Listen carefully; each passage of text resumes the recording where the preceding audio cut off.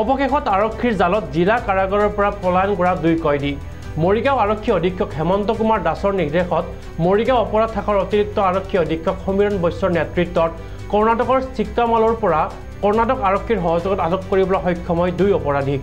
যোৱা 20 আগষ্টত মৰিগাঁও জিলা কাৰাগাৰৰ পৰা পলায়ন কৰিছিল এই দুই কয়দীক্ৰমে জিয়াৰুল ইছলাম আৰু সুব্ৰত চৰকাৰে। পক্সো গোচৰত অভিযুক্ত হৈ 20 বছৰৰ কাৰাদণ্ডৰে দণ্ডিত কৰা হৈছে দুয়োগৰাকী অপৰাধীকে। জিয়াৰুল ইছলাম আৰু সুব্ৰত চৰকাৰে পলায়ন কৰাৰ পাছতে মৰিগাঁও আৰক্ষীয়ে অভিযান অব্যাহত ৰাখিছিল। অৱশেষত পুনৰ জিয়াৰুল ইছলাম আৰু সুব্ৰত চৰকাৰক গ্ৰেপ্তাৰ কৰিবলৈ সক্ষম হৈছে মৰিগাঁও আৰক্ষী।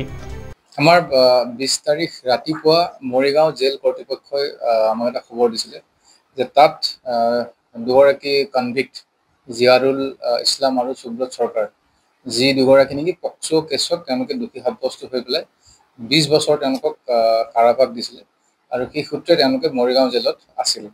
তো 20 তাৰিখে ৰাতিপুৱা আমাক ঠিক একেবাৰে ৰাতিপুৱাই প্ৰায় 5:30 বজাত আমাক খবৰ দিছিলে যে তেওঁলোকে দেৱাল পাৰ হৈ পেলাই ৱালৰ ওখ দেৱাল পাৰ হৈ পেলাই পলাই গুচি গৈছে। চ' সেই সময়ত আমি তাত গৈ পেলাই গোটেই কথাখিনি তদন্ত কৰিলোঁ আৰু বিভিন্ন সময়ত আমি তদন্ত কৰি যোৱা 4-5 দিনত বিভিন্ন আমি তথ্য পাতি গোটালোঁ। তেওঁলোকক জেলত কোনে লগ পাব আহিছিলে বা জেলত থাকোঁতে কেনেকুৱা মানুহৰ লগত কথা পাতিছিলে, এনেকুৱা বিভিন্ন ধৰণৰ আমি ইভিডেঞ্চ আমি গোটালোঁ।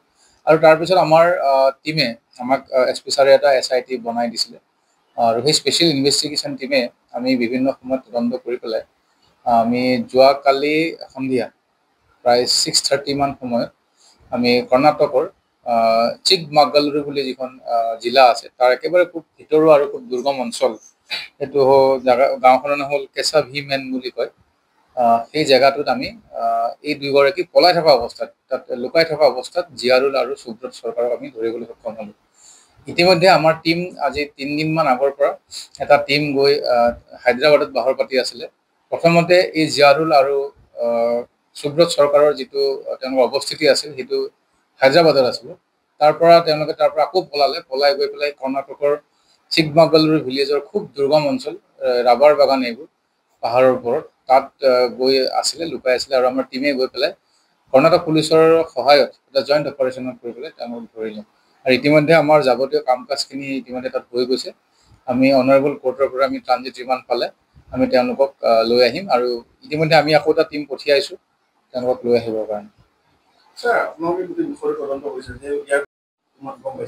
এতিয়া আমি সদ্যহতে আমি ক'ব পৰা অৱস্থাত নাই, কিন্তু আমি তেওঁলোকক সোধপোছ তেনেকৈ কৰিব পৰা নাই।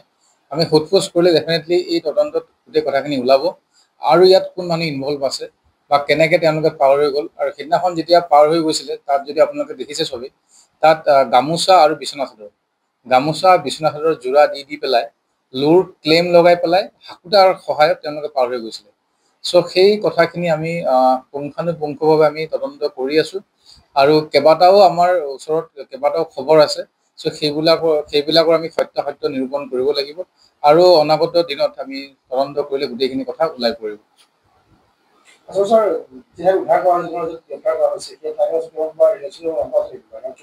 না, আমি এতিয়া প্ৰথম যিখিনি আমি গম পাইছোঁ, প্ৰাথমিক যিটো আমাৰ তদন্ত, তাত দেখিছোঁ যে জিয়াৰুল ইছলামৰ কোনোবা দূৰ সম্পৰ্কীয় বা চিনাকি মানুহ কৰ্ণাটকৰ সেইবিলাক জেগাত অসমৰ বিভিন্ন এৰিয়াৰ মানুহ আছে। বিশেষকৈ তেনেকুৱা আপোনাৰ শোণিতপুৰ ডিষ্ট্ৰিক্টত ঘৰ হয় জিয়াৰুল ইছলামৰ, নিচামাৰীত ঘৰ।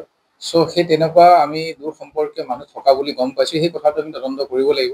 তাত গৈ পেলাই কেনেকৈ থাকিলে, গ'ল কেনেকৈ, ইয়াৰ পৰা কাৰ সহায়ত পলাই গ'ল, কেনেকৈ পলাই গ'ল, কোনে কি সহায় কৰিলে, এই গোটেই কথাখিনি আমি তদন্ত কৰি আছোঁ।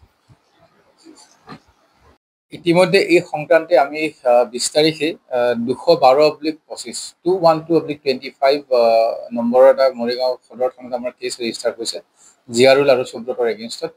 তদুপৰি জিয়াৰুলৰ এগেইনষ্টত আকৌ এটা কেছ ৰেজিষ্টাৰ হৈ আছিলে, এইটো সকলোৱে জানে, সি আকৌ এবাৰ পলাইছিলে 263/24। চ' আমি আইনমতে এওঁলোকৰ ওপৰত যিখিনি ব্যৱস্থা ল'ব লাগে আমি ল'ম।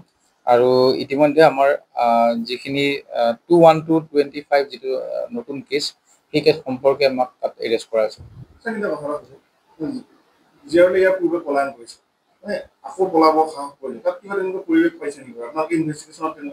আমি কথাখিনি চাই আছোঁ, তদন্ত কৰি আছোঁ। তেওঁলোক আহি পালে আমি গোটেই কথাখিনি ওলাই পৰিব ইয়াত কোন মানুহ ইনভলভ আছে কেনেকৈ পলাবলৈ পালে এনে ইনভলভ